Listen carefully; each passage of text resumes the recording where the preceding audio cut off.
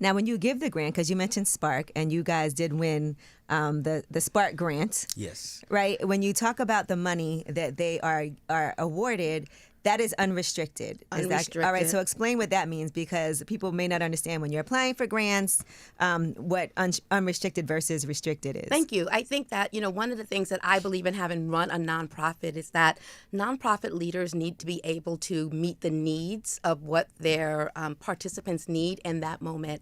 And so many times funding, whether it be city funding, foundation funding, is restricted, which means that you can only use it for very specific items.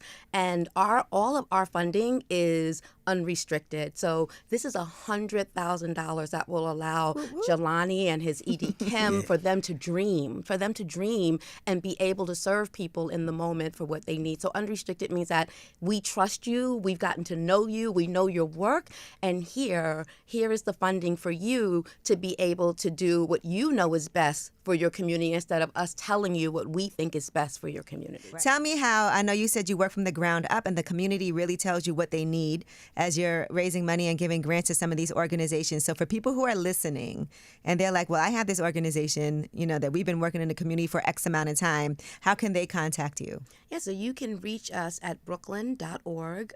You can also follow us on Instagram and LinkedIn and all the social media platforms. That's the best way to reach us, to hear more about what we're doing. And we'd love to hear from nonprofits and know the work that they're doing. And we also want to hear from other community members that are interested in how they can get involved and support organizations like Good Call and the other organizations that we support in Brooklyn.